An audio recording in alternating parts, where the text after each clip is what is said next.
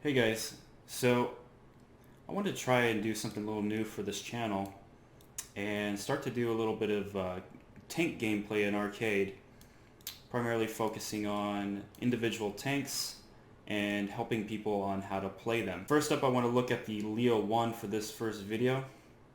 It's kind of an underrated tank in my opinion. It requires really good map knowledge and situational awareness to be super effective. A lot of people will just kind of roll up as if they have actual armor, but this thing is just, it's paper. Got nothing here. Alright, so let's go ahead and hop into a match and see how this thing performs. Alright, so we're here on Japan. This is one of my favorite maps actually, but this layout of just a one cap is kind of trash, especially at higher BRs. I really don't know why they put that in the game.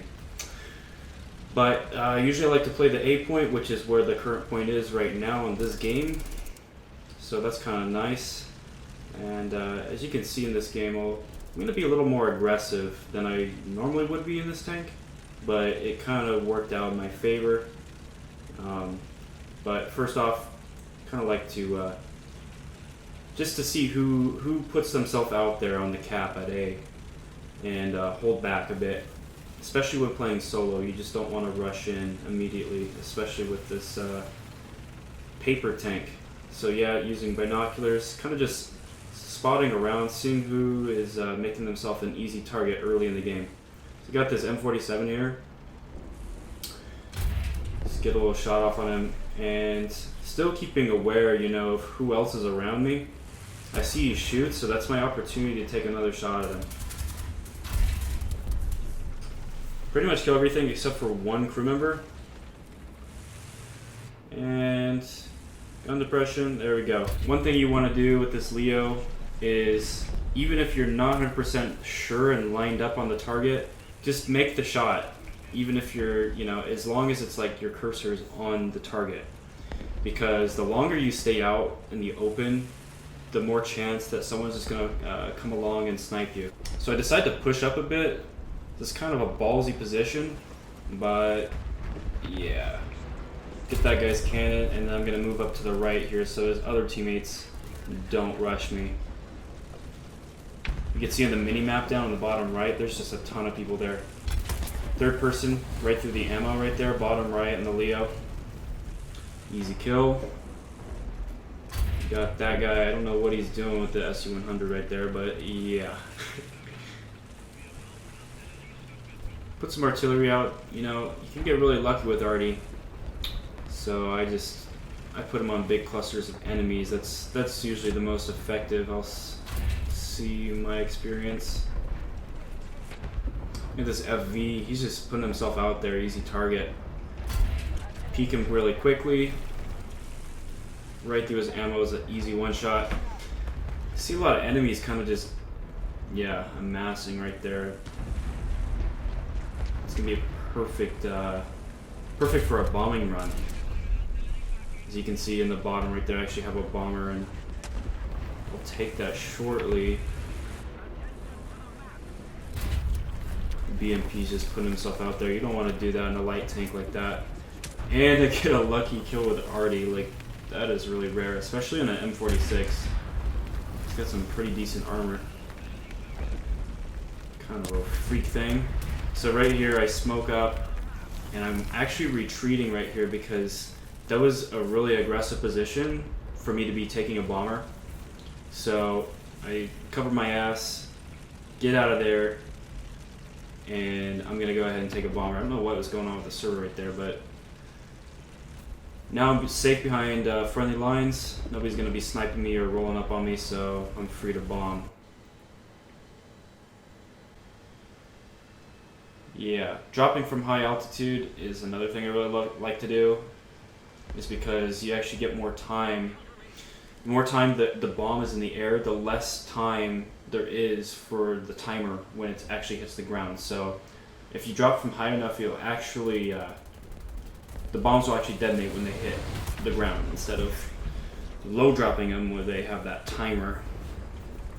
See a dude in the cab there, I don't know what he's doing. It's a terrible position. He just gets slammed by entire team right there.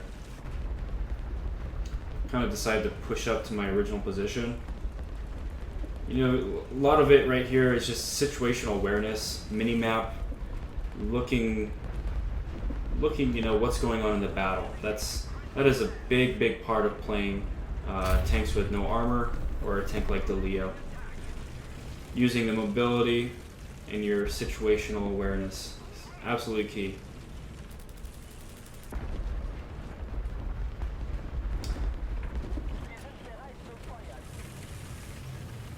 See this T-32, he's not looking. I don't know, that teammate's being annoying right there. I wish he wasn't there. Could have just ramming me. Spray him with some machine guns. Get the hell out of there, dude. This is my spot.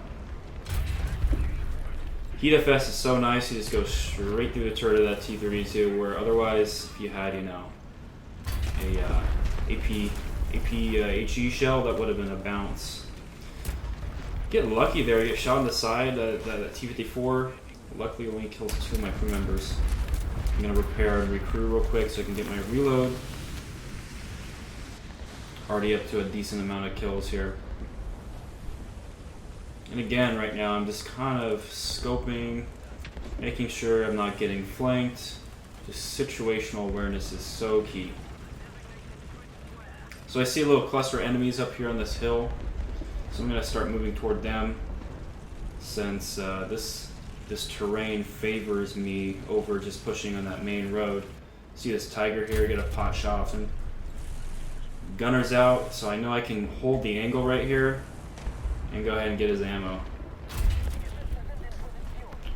Waffenträger in the back, he's sniping around the house.